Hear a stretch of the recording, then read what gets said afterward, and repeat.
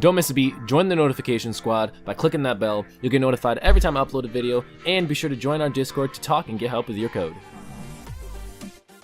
How's it going, everyone? Welcome back to the source code. My name is Deshawn, and today we are going to be looking at if, else, and else if statements. Now, this is a huge part of Java and a part that you're probably going to be using practically all the time.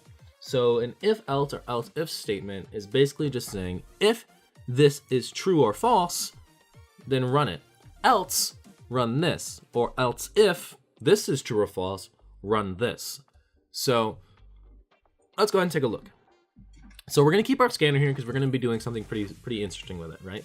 So if we go ahead and say if, and let's just go ahead, and what we're going to do is we're going to set some variables here, right? So we're going to have our scanner, and we're going to have an int, and it's going to be age, and it's going to be scanner dot next int, and then we're going to go ahead and say string name equals scanner dot next.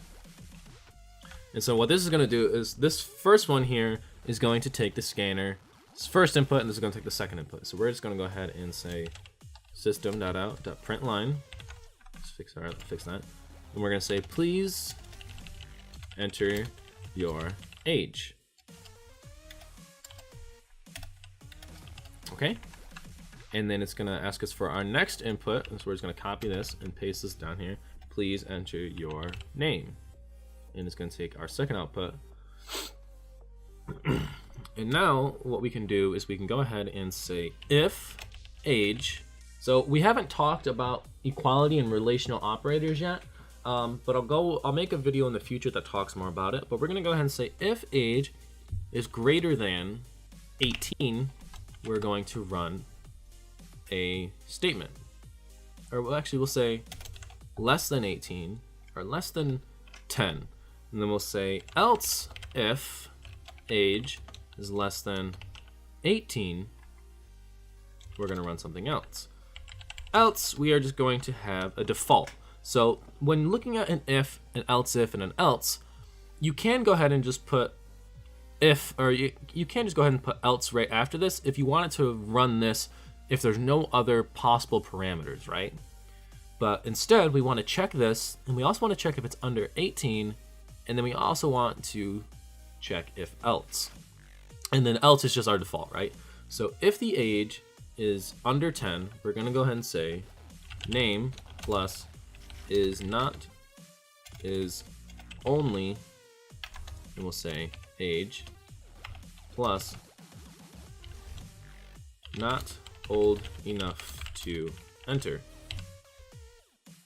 And now we'll go ahead and paste this all through here. Okay, so now that we have these on here, we're going to say Deshawn is only age, and we'll say old enough to vote. And then if else, if he's not, and if he is greater, is too old. Okay, so now if we go ahead and run this, please enter your age. We'll say I'm 9, and my name is Deshawn. And we'll say Deshawn is only 9, not old enough to enter. And we'll just put that space in there. But let's go ahead and rerun this. My age, let's say I am 11. And my name is Deshawn. And it says old enough to vote, which I'm not, just because I have it less than 18. So we'll change this to less than 18, and we'll say is greater than or equal to 18. And we'll get rid of this else statement down here because it's not going to do anything now that any number we enter that is above 18 is not going to register anything.